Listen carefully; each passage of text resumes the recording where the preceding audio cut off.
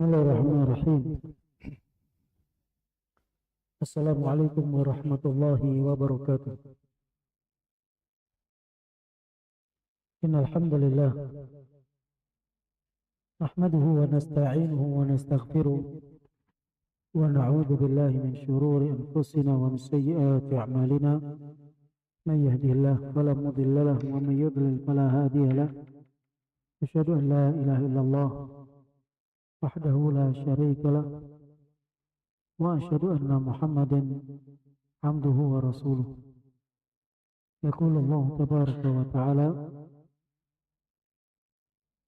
يا أيها الذين آمنوا اتقوا الله حق تقاته ولا تموتن إلا وأنتم مسلمون.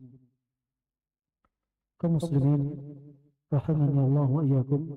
Alhamdulillah, segala puji bagi Allah Subhanahu wa taala atas limpahan nikmat dan karunia yang Allah Subhanahu wa taala berikan kepada kita. Salawat beriringkan salam semoga senantiasa tercurahkan untuk Nabi yang mulia, Nabi besar Muhammad sallallahu alaihi wasallam.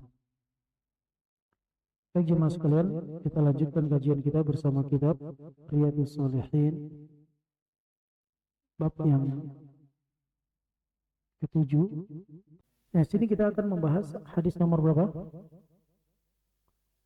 Hadis nomor 77. Tentang apa itu? Tentang apa itu? Hadis nomor 77 tentang apa? Hadis riwayat siapa? Dibawakan oleh siapa? Jalur siapa? Ibnu Abbas. Dari Ibnu Abbas. Soalnya ada cetakan yang berbeda. Dari siapa? Abu Hurairah. Di situ dari Ibnu Abbas. Di situ dari siapa? Bukan. Pembawanya, pembawa riwayat hadis itu. Siapa? Ibnu Abbas. Ibnu Abbas bukan. Atau dari Jabir bin Abdullah. Kalau di buku saya ini dari Jabir bin Abdullah. Di situ dari siapa? Bagaimana bunyinya? Coba bacakan.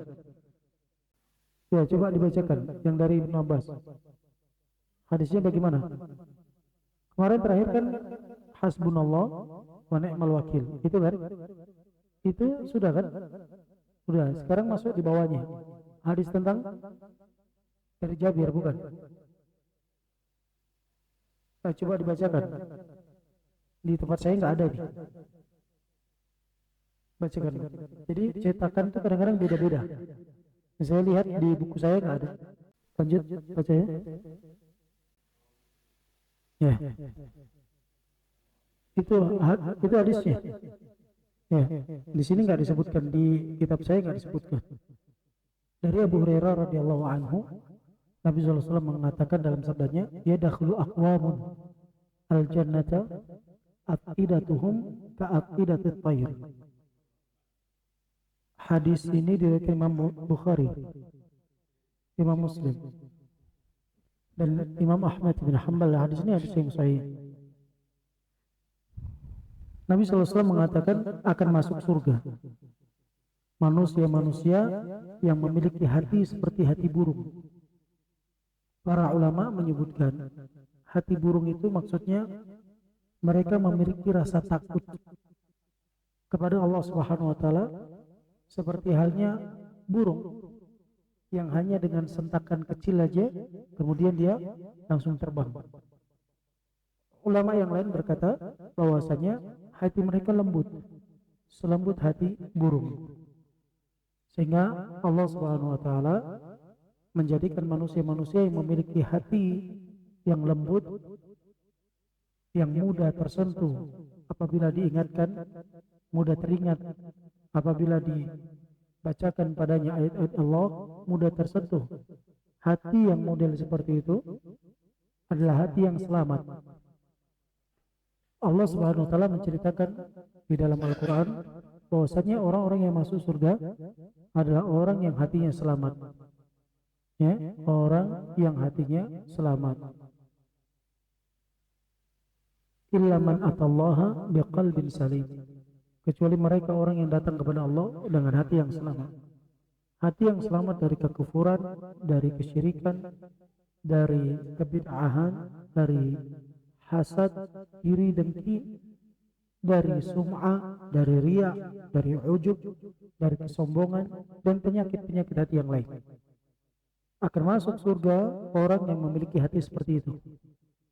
Hati yang selamat dari berbagai noda dan kotorannya, dari segala penyakit-penyakit hati. Di sini diriwayatkan Imam Muslim dan Imam Ahmad bin Hanbal, dan hadis itu adalah hadis yang sahih. Selanjutnya, hadis selanjutnya 78.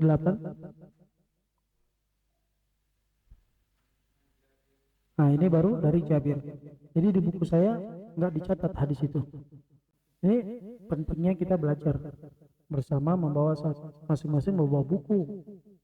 Ini senjata seorang dalam menuntut ilmu. Kaifa tujahid, bagaimana kita berperang, walaysa ma'akas silah, sementara kita nggak bawa senjata. Senjata penuntut ilmu itu dua, pena dan buku. Ini senjata penuntut ilmu. Kalau ulama zaman dahulu, ketika buku dia hilang, ketika bukunya hilang, maka dia mengulang untuk menulisnya. Ada seorang ulama, dia teringat pada saya namanya. Dia pertama bukunya hilang, sehingga dia tulis ulang. Ya, di dalamnya sekitar 40.000 hadis atau 4.000 atau 40.000 hadis. Dia tulis. Dia tulis. Dari mana dia nulis? Dari apa yang sudah dia hafal. Kemudian kedua, rumahnya terbakar, bukunya juga terbakar. Dia ulis ulang. Ini pentingnya seseorang memiliki kitab. Kenapa? Karena kalau sekiranya dia mengandalkan hafalan, suatu saat hafalannya itu akan rusak dengan bertambahnya usia, ya, bertambahnya tanggung jawab, bertambahnya urusan, sehingga membuat dia tersibukkan dengan yang lainnya. Sebenarnya kalau kita lihat buku-buku hadis, para periwayat hadis, ketika dia menjadi seorang pemimpin, menjadi seorang amir, dia mulai guncang hafalannya. Dia tidak diterima hadisnya kalau nggak baca bukunya. Itu namanya betul kitab. Jadi dalam ilmu hadis itu ada syarat yang diterima dengannya hadis itu, diantaranya babat. Babat itu betul-betul dia kredibel. Credibility ada dua. Yang pertama kredibel dalam hafalan, yang kedua kredibel dalam catatan. Jadi apa yang dia catat harus sama dengan apa yang dia hafalin. Sehingga apabila ada warraq, tangan-tangan yang tidak bertanggung jawab, dia menulis. Dia menulis. Kalau dia dulu fotokopi itu datang ke tempat tukang tulis, ditulis. Makanya ada tambahan, kadang-kadang ini tambahan kata bukan dari penulis, tapi dari warraq, dari orang tukang fotokopi. Kalau zaman sekarang kan fotokopi seperti itu yang muncul, betul ya? Kalau zaman dulu enggak. Ada juru tulis. Nah, juru tulis itu jadikan namanya tukang fotokopi. Juru tulis ini niatnya baik, ya, untuk memasukkan satu lafaz yang niat dia semoga orang bisa melakukannya. Tapi ternyata itu bukan bagian daripada hadis, sehingga membuat hilang keautentikan data yang asli dari hadis itu. Nah, seorang ahli hadis dia harus betul-betul kredibel hafalannya, sehingga ketika bukunya dipalsukan oleh orang lain, dia tahu itu bukan punya saya. Nah, jadi senjata penuntut ilmu itu dua. Yang pertama adalah kitab. Kitab. Dia kalau ngaji bawa kitab. Penuntut ilmu itu bawa kitab. Imam Syafi'i rahimahullah taala ketika duduk di majelis Imam Malik rahimahullah taala, belum beliau duduk sampai beliau menghafal kitab Imam Malik, kitab Al-Muwatta Imam Malik rahimahullah taala. Diizinkan. Zaman dahulu para pemuda apabila mereka menginginkan ilmu dari seorang wanita atau dari seseorang syekh, tapi enggak dia dapatkan ilmu tersebut karena syekhnya udah mati, udah meninggal dunia, warisan terbesar yang ditinggalkan oleh para ulama zaman dulu itu kitabnya, bukunya. Nah, kalau syekhnya telah meninggal dunia, bukunya kan dipegang sama istrinya. Istrinya akan menjadi janda. Untuk bisa membaca bukunya, dia nikahi wanita itu untuk bisa baca buku itu. Itu zaman dulu, zaman dulu. Zaman sekarang mungkin karena banyaknya buku tersebar di sana sini, semua orang bisa menulis, kemudian di laptop, di handphone, di mana-mana, Sehingga kita pun sekarang sudah mulai abai dengan kitab. Padahal kitab ini warisan terbesar. Kalau kita lihat zaman sekarang jemaah sekalian, kalau ada seorang yang meninggal dunia, yang pertama kali dia incar dari peninggalan orang tuanya, itu apanya? Hartanya. Kalau kita melihat jemaah sekalian, yang zaman dulu mereka ketika orang tuanya meninggal dunia, yang pertama kali diincar karya tulisnya, catatan dari orang tuanya itu, buku-buku mereka. Maka kalau kita beli buku itu nggak akan rugi selamanya. Buku nggak sempat kita baca, anak kita akan baca. Dan catatan itu kan akan terus berjalan, ya, sesuai dengan berjalannya waktu. Karena hukum agama kita ini ya dulu terus akan berjalan, ya salihul likulli zaman wa makan, baik di setiap tempat dan setiap waktu, baik di setiap waktu dan di setiap tempat. Jadi hadis Nabi SAW itu berjalan dari zaman Nabi sampai hari kiamat, itu semua sama lafadznya, kan gitu ya. Dari zaman Nabi SAW sampai hari kiamat Al-Quran seperti itu, nggak berubah, kan gitu. Nah, ketika seseorang memilikinya, kemudian dia punya anak, dia nggak sempat membacanya, anaknya nanti yang akan meneruskan estafet agar orang tuanya itu bisa bahagia setelah kematiannya, dibaca bukunya, kemudian dihafalkan. Demikian penuntut ilmu seperti itu. Maka saya berkata kepada siswa saya atau murid-murid saya itu di pesantren, saya nggak izinkan mereka nulis pakai pensil. Seperti itu dulu guru kita menyampaikan. Apa sebab? Pensil itu ketika kita tulis, jarak 1 pekan dia hilang, sehingga kita waktu mau mengulang pelajaran sulit untuk membacanya. Maka kalau mau belajar, kita ambil buku yang cetakan terbaik, pena yang bagus, sehingga catatan itu terus tercatat rapi, tersimpan sampai 10-20 tahun masih ada catatannya, dan tidak berubah dari lembaran-lembaran kertasnya, dan tidak berubah dari tinta-tintanya. Kalau tintanya adalah tinta cair, dia akan melebar, pecah dia, pecah. Sehingga nanti di masa ketika kita ada satu permasalahan, ingat kita dengan permasalahan tersebut, kita mau baca lagi buku itu, kita buka, kita bingung, kenapa? Tulisannya sudah pecah, sudah bertahun, berjalan 1-2 tahun, kita sudah mau buka itu udah payah, udah nggak bisa. Kenapa? Karena tulisannya sudah pecah. Ini pentingnya memperhatikan dalam kita untuk menuntut ilmu, kita membekali diri kita dengan senjatanya. Senjata penuntut ilmu itu pena dan buku. Pena dan buku. Alhamdulillah, di zaman dulu sampai di zaman Syekh Mukbil itu, kalau mereka penuntut ilmu, ketika mereka mau mengambil ilmu hadis, maka mereka mengambil satu persatu. Hari ini satu hadis ditalqin, haddatsana fulan, dicatat, haddatsana fulan, catat, haddatsana fulan, dicatat. Sudah, hari ini satu hadis, besok satu lagi, haddatsana fulan, haddatsana fulan. Yang khas sekali menggunakan yang metode demikian dia sampai sekarang tuh muridnya Syekh Mukbil, yaitu Ustaz Dzulqarnain As-Sunusi. Itu sampai sekarang masih khas sekali dengan metode yang disampaikan oleh Syekh Mukbil Ibni Hadi rahimahullah ta'ala. Baik, jemaah sekalian, ini pentingnya seorang memiliki bekal dalam menuntut ilmu. Dan Imam Syafi'i rahimahullah ta'ala, beliau menyebutkan dalam diwan Syafi'i, beliau katakan, ya akhi, lan tanalal ilma illa bisittatin. Wahai saudaraku, engkau tidak akan menggapai ilmu kecuali dengan 6 hal. 6 hal. Engkau tidak akan bisa menggapai ilmu kecuali dengan 6 hal. Kemudian beliau jelaskan, sa'unbika bibayanin an tafsiriha. Aku jelaskan kepada kamu rincian 6 hal itu. Dzaka'u, kecerdasan. Kecerdasan ada yang bawaan, ada yang iktisab. Dia enggak cerdas, dia biasa saja, tapi karena rajin bisa berubah menjadi cerdas. Kan gitu ya? Ada yang bawaan dari lahir memang dia cerdas. Kan gitu. Kemudian yang kedua, ijtihadun, ya, ada usaha, wa hirsun, ada kesungguhan. wa bulghatun, punya modal untuk beli buku, untuk beli pena, ya, untuk beli bensin sampai di tempat. Imam Bukhari rahimahullah taala, beliau dari harta warisan orang tuanya setiap hari beliau infakkan kurang lebih 25 dirham untuk para penuntut ilmu. 25 dirham untuk para penuntut ilmu.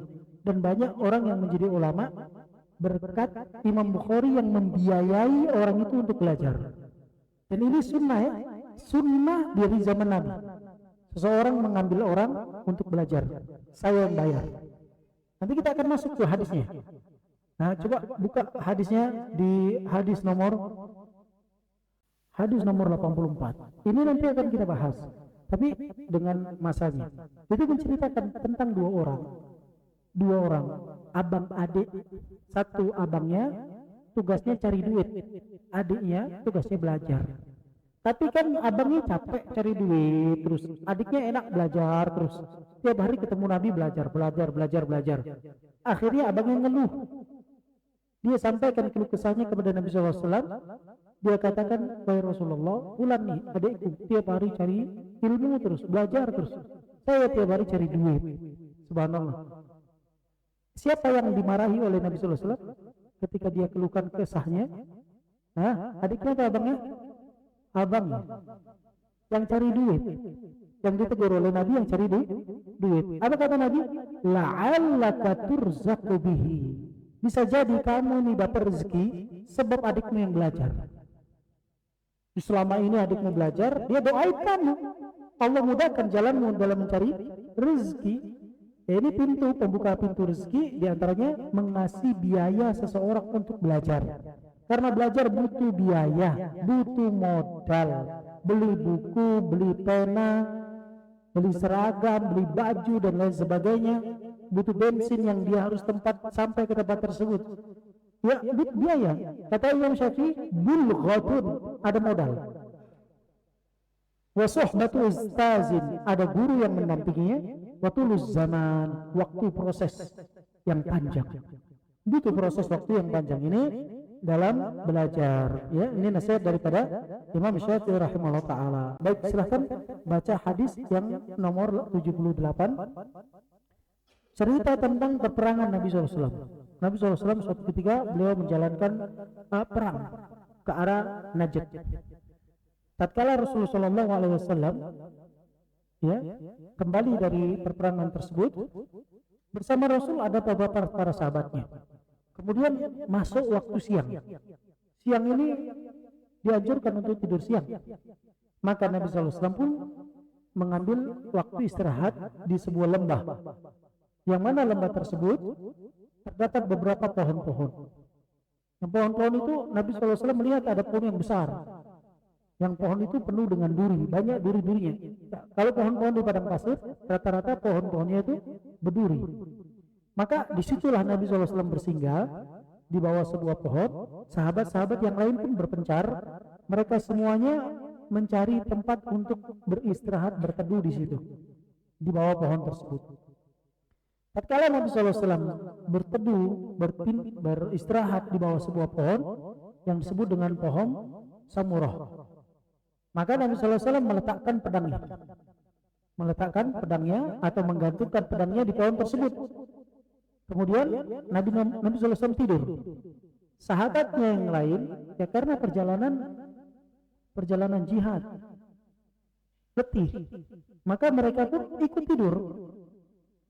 Pada saat mereka tidur sejenak, tiba-tiba Nabi SAW berteriak, memanggil kami, memanggil para sahabat. Ternyata tiba-tiba di hadapan Nabi SAW ada seorang Arab Badui. Para ulama menyebutkan Arab Badui adalah orang yang tinggal di pelosok-pelosok. Ya, kok bisa dia ada di situ? Syekh bin Bas mengatakan mungkin dia ketika itu menyusup dalam pasukan. Ketika semua istirahat, baru dia mengambil pedang Nabi Sallallahu Alaihi Wasallam. Sedangkan Nabi SAW tatkala istirahat tidak ada yang menjaga. Biasanya Nabi SAW itu ada seperti bodyguardnya, ada penjaganya. Ya, tapi terkadang Nabi SAW tidak meletakkan penjaga. Seperti hari itu, Nabi SAW beristirahat, Nabi SAW tertidur, tidak ada yang menjaga beliau, sahabat yang lain pun tertidur. Tiba-tiba ada seorang Arab Badui yang mengambil pedang yang Nabi SAW gantungkan di pohon samurah. Kemudian Nabi SAW bangun dari tidurnya, serentak beliau mengatakan, memanggil para sahabat dan berkata, inna hadha ikhtalata alayya sayfi. Ini orang Badui ini sudah mengambil pedangku. Wa ana naim, sedangkan aku berada dalam kondisi tidur. Nabi dalam kondisi tidur, pedangnya diambil oleh Arab Badui tersebut. Fastaqattu, aku pun akhirnya bangun, kata Nabi sallallahu alaihi wasallam. Wa huwa fi yadihi salta, sementara pedangku sudah berada di tangan Arab Badui tersebut dalam keadaan terhunus. Sudah dihunuskan pedang tersebut. Seraya Arab Badui itu berkata, man yamna'uka minni, siapa yang bisa mencegahmu dariku? Artinya siapa yang bisa menghalangimu? Menghalangiku untuk membunuhmu, siapa? Subhanallah. Di sini bentuk tawakalnya Nabi sallallahu alaihi wasallam. Antum bayangkan ya, orang baru bangun tidur langsung terancam untuk dibunuh. Ya? Dan orang itu mengatakan, siapa yang bisa mencegahku darimu? Mungkin kalau kita dikata demikian, serentak kita berkata apa? Ya, kamu yang bisa menyelamatkan aku. Atau tidak ada yang bisa menyelamatkan aku. Kan gitu ya? Karena ini kalau orang bangun tidur, akalnya sudah sempurna atau belum? Belum jemaah. Kan gitu ya? Dalam kondisi genting, Nabi SAW langsung berkata, Allah, Allah, Allah. Subhanallah. Ini bentuk kesempurnaan tawakalnya Nabi SAW. Begitu beliau diancam untuk dibunuh, dan beliau melihat pedang sudah berada di tangan lawan oleh Arab Badui tersebut. Maka Nabi SAW ketika diancam, siapa yang bisa menyelamatkanmu dariku? Siapa yang bisa menolongmu dariku? Nabi mengatakan Allah, Allah, Allah. Ucapan tersebut membuat orang itu bergetar, sehingga dia merasa takut.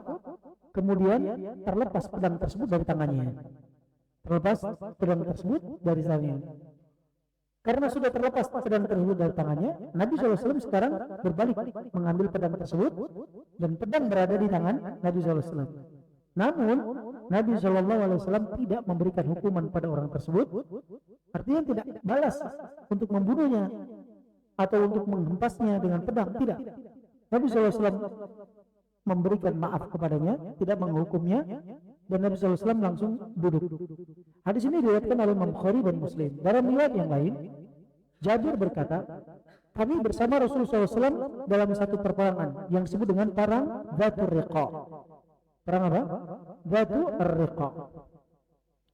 Maka kami pun singgah di sebuah pohon, kemudian kami beristirahat di situ. Dan kami meninggalkan taroknaha li Rasulillah, kami biarkan pohon yang besar untuk istirahat itu untuk Nabi Shallallahu Alaihi Wasallam, karena padang pasir sangat panas. Jadi pohon itulah Nabi Shallallahu Alaihi Wasallam disuruh singgah untuk istirahat. Maka sahabat membiarkan Nabi Shallallahu Alaihi Wasallam istirahat di pohon tersebut. Tiba-tiba datang seorang musyrikin. Kalau tadi ceritanya adalah Arab Badui, kalau sekarang adalah musyrik. Berarti ada dua riwayat. Seorang musyrik datang dan dia mengambil pedang Nabi SAW yang digantungkan di pohon. Kemudian dia menghunuskan pedang tersebut, berkata kepada Nabi SAW, takhafuni, kamu takut nggak sama aku? Memberikan ancaman kepada Nabi SAW. Kamu nggak takut sama aku? Ini pedang sudah di tanganku nih. Kamu nggak pegang apa-apa lagi, nggak punya senjata. Sementara kamu baru bangun tidur, belum sadar. Apa kamu nggak takut sama aku? Maka Nabi SAW menjawab, la, aku nggak takut. Subhanallah. Ya, ini bentuk kesempurnaan tawakal Nabi SAW. Maka orang itu mengatakan, faman yamna'uka minni, kalau gitu siapa yang bisa menyelamatkan engkau dariku? Maka Nabi SAW mengatakan Allah. Dalam riwayat yang lain dari riwayat Abi Bakar al-Ismaili di dalam sahihnya, beliau mengatakan, man yamna'uka minni, siapa yang bisa menghalangimu dariku? Maka Nabi SAW mengatakan Allah. Ketika Nabi mengatakan Allah, orang itu merasa khawatir dan takut hingga terjatuhlah pedang yang berada di tangannya. Ketika jatuh pedang tersebut, Nabi SAW sekarang yang mengambil pedang itu. Sekarang posisi pedang berada di tangan Nabi SAW. Kemudian Nabi SAW balik memberikan pertanyaan, "Man yamna'uka minni?" Sekarang siapa yang bisa menyelamatkanmu dariku? Maka orang itu berkata, "Kun khairu akhidin." Jadilah orang yang membalas dengan baik. Lihat bedanya. Kalau Nabi SAW tawakal, yang dia ingat Allah. Kalau ini orang ketika terancam, dia mengembalikan keselamatan kepada siapa? Kepada lawannya, kepada rivalnya. Jadilah orang yang mengambil dengan baik, katanya. Maka ini kesempatan Nabi SAW untuk berdakwah. Subhanallah. Ini jamaah sekalian, ini seseorang siapapun yang punya momen kesempatan berdakwah, sampaikan. Lihat bagaimana kondisi genting nyawa, kondisi yang menjadi taruhannya adalah nyawa. Nabi masih sempat menawarkan Islam. Apa kata Nabi? Asyhadu alla ilaha illallah wa anni rasulullah. Kamu mau enggak mengucapkan syahadat bahwasanya tidak ilah yang berhak diibadahi kecuali Allah dan aku adalah utusan Allah Subhanahu wa taala. Subhanallah, ketika tawaran tersebut diberikan oleh Rasul kepadanya, ternyata orang itu menolak. Dia katakan, "La, aku enggak mau mengucapkan kalimat tersebut. Walakinni, akan tetapi aku janji," kata dia. "Walakinni u'ahiduka, akan tetapi aku janji kepadamu, alla uqatilak. Aku enggak akan memerangi kamu lagi. Aku tidak akan membunuhmu lagi, berusaha untuk membunuh lagi, berusaha untuk memerangi lagi. Wala akuna ma'a qaumin yuqatilunak. Dan aku tidak juga akan menjadi orang yang loyal kepada orang yang memerangimu. Tidak mau memerangimu secara langsung dan tidak mau mendukung orang yang memerangimu," kata dia. Tapi dia nggak mau masuk Islam ketika itu. Fakhalla sabilah. Ini bentuk rahmat dan kasih sayang Nabi SAW. Nabi SAW bebaskan dia. Subhanallah. Ini metode dakwah yang luar biasa yang diajarkan Nabi SAW. Dalam kondisi genting, Nabi SAW bebaskan dia. Demikian kata Allah Subhanahu wa taala, "Walau kunta faddan ghalidhal qalbi lam faddu min hawlik." Kalau engkau sekiranya Muhammad memiliki hati yang keras, orang yang di sekitarmu akan pergi meninggalkanmu. Sehingga dakwah ini tidak diterima. Maka Nabi SAW ketika tawarkan Islam kepada orang yang mau membunuh Nabi SAW, sekarang pedang berada di tangan Nabi SAW, Nabi SAW tidak sewenang-wenang. "Oh, pedang sudah di tanganku, kamu harus masuk Islam." Enggak. Karena agama ini jangan, enggak ada paksaan. La ikraha fid-din, tidak ada paksaan. Yang mau beriman silahkan, monggo. Yang mau kafir juga silahkan. Enggak dipaksa. Kamu beriman berarti kamu sedang memilih jalan kebaikan. Kamu kafir berarti kamu sedang memilih jalan kehancuran. Maka Nabi SAW tawarkan keislaman untuknya, dia menolak. Tapi dia melakukan janji kepada Nabi SAW dan dia ucapkan, "Aku tidak akan perangi engkau dan tidak akan mendukung siapapun yang memerangi engkau." Dari sini Nabi SAW lepaskan dia, bebaskan dia. Pergi dia, meninggalkan Nabi SAW. Padahal tadi dia orang yang mau membunuh siapa? Nabi SAW dalam kondisi lemah. Kenapa? Karena Nabi dalam kondisi tidur. Orang tidur kan lemah, makanya orang tidur nggak boleh dihakimi. Nggak boleh dihakimi. Orang yang menghakimi orang yang tidur ini tidak adil sampai dia bisa bangkit dan sempurna akalnya. Demikian, makanya kalau orang yang tidur melakukan kesalahan tidak ada hukum baginya. Nabi SAW mengatakan, "Rufi'a qalam an thalatha." Diangkat pena dari 3 golongan. Di antaranya adalah an-naim hatta yastayqid. Orang yang tidur sampai bangkit, sampai bangun dia sadar dari tidurnya. Subhanallah. Fakhalla sabilahu. Maka Nabi SAW bebaskan dia. Karena dia sudah dibebaskan, pulang dia. Ceritanya kan orang musyrik nih. Kan gitu ya. Riwayat yang ini orang musyrik. Pulang dia. Dia temui teman-temannya di kampung halamannya. Sampai di sana dia berkata kepada teman-temannya, "Jitukum min indi khairin nas." Tahu enggak kalian? Aku datang dari mana? Dia katakan kepada teman-temannya. Maka dia katakan, "Aku ini datang dari manusia yang paling baik, yang paling lembut." Subhanallah. Dalam riwayat disebutkan orang ini masuk ke dalam Islam. Orang ini masuk ke dalam Islam. Setelah dia meninggalkan Nabi SAW, dia masuk Islam. Bukan hanya dia masuk Islam, sampai di kampungnya dia berdakwah. Dengan ucapannya, tahu kalian dari mana aku ini? Aku datang dari manusia yang paling baik, yang paling lembut. Subhanallah. Lihat bagaimana metode yang dilakukan Nabi SAW dalam dakwah dan bentuk tawakal yang sempurna dari Nabi kita yang mulia Sallallahu Alaihi Wasallam. Baik, azan terlebih dahulu. Silakan kita lanjutkan setelah azan. Baik teman-teman sekalian, sebelum kita lanjutkan pembahasan kita, berarti kita sudah membaca berapa hadis? Berapa hadis? 2 hadis. Hadis pertama, hadis orang yang lembut hatinya selembut hati burung. Maksudnya orang itu betul-betul tawakal kepada Allah Subhanahu wa taala. Hadis kedua adalah hadis yang diriwayatkan oleh Jabir bin Abdullah tentang perjalanan Nabi sallallahu alaihi wasallam menuju perang di arah Najd, atau satu lagi disebut dengan perang apa? Perang apa? Zatu Ar-Riqa. Baik jemaah, ada pertanyaan. Apa senjata penuntut ilmu? Hah? Apa nasihat Imam Syafi'i terhadap penuntut ilmu? Apa sih? Cerdasan, sungguh-sungguh.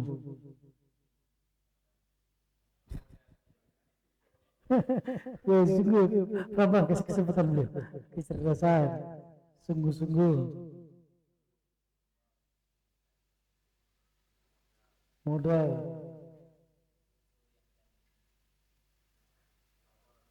waktu yang panjang, terus guru yang mendampinginya. Satu lagi, apa arti hirsun? Nah, dia bukan tuh. Iya, hirsun, sungguh-sungguhan ya. Ada kesungguhan, keinginan keras, tekad yang kuat. Baik jemaah sekalian,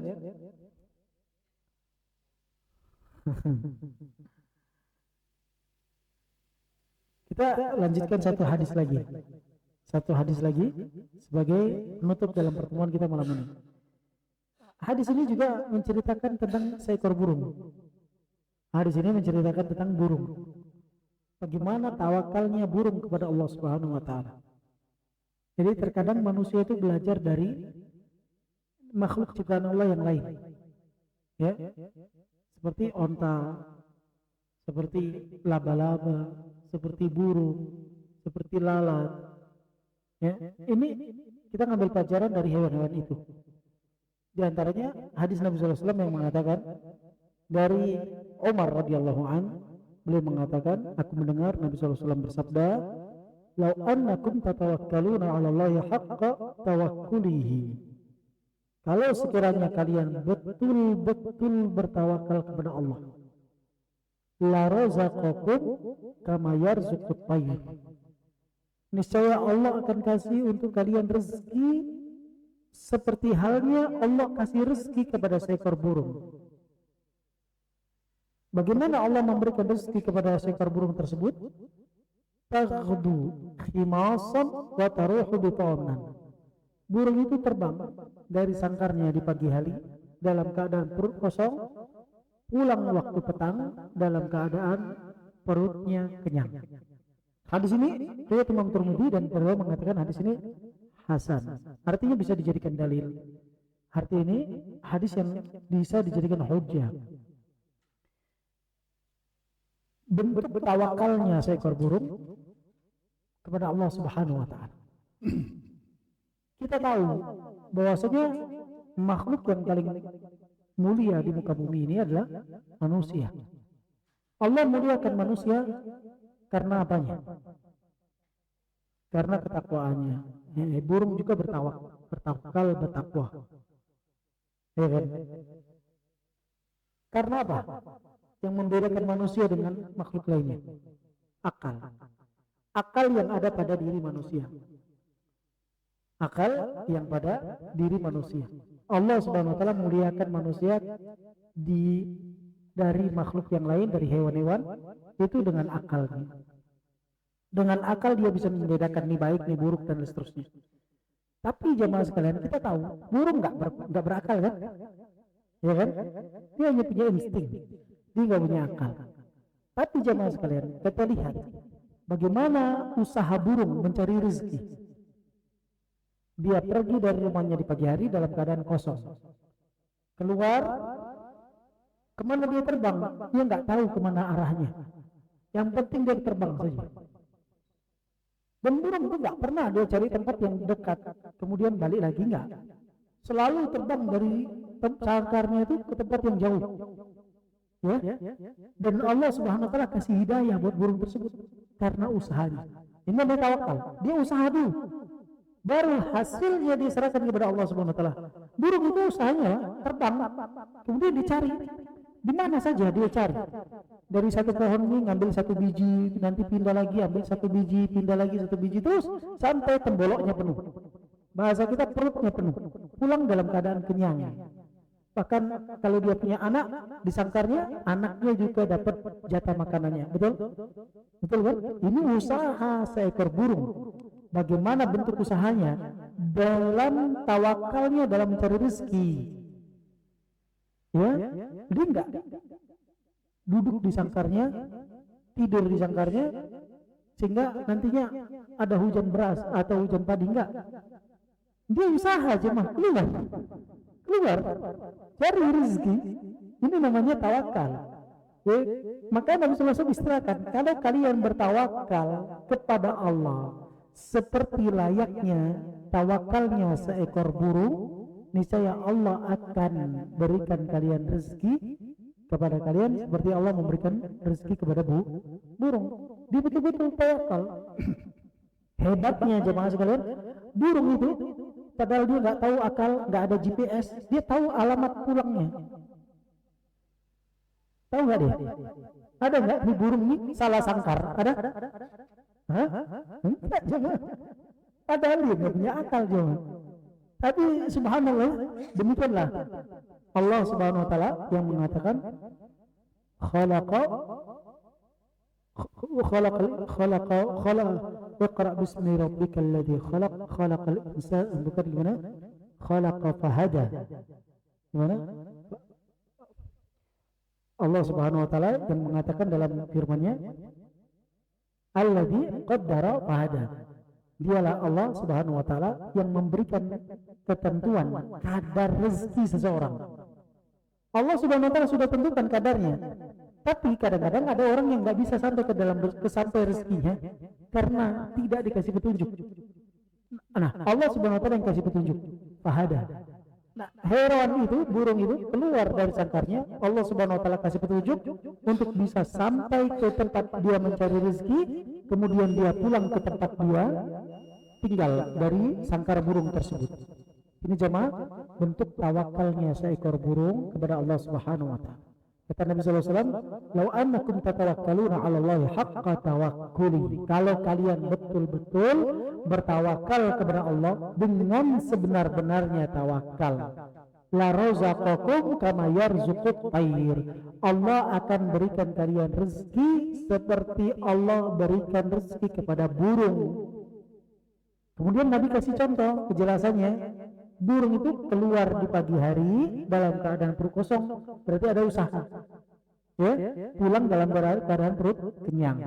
Ini berarti orang yang bertawakal, dia mengambil sebab, hasilnya dia serahkan kepada Allah Subhanahu wa taala. Dia orang yang bertawakal itu tidak menargetkan dan tidak memikirkan hal utama kepada hasil. Yang dia pikirkan adalah usahanya. Bagaimana dia berusaha, hasilnya diserahkan kepada Allah Subhanahu wa taala. Dan ingat, kunci dalam rezeki bukan kecerdasan, bukan selembar kertas yang bukti kita pernah duduk di bangku kuliah, bukan. Itu bagian daripada sebab.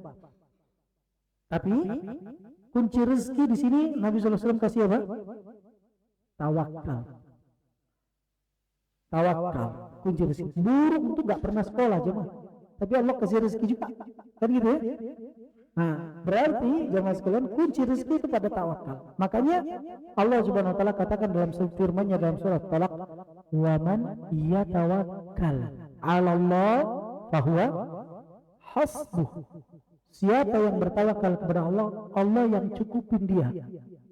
Kalau sekarang ada seorang kaya raya di kampung itu yang menjamin kecukupan hidupnya, kira-kira orang itu tenang nggak dia? Merasa nyaman nggak?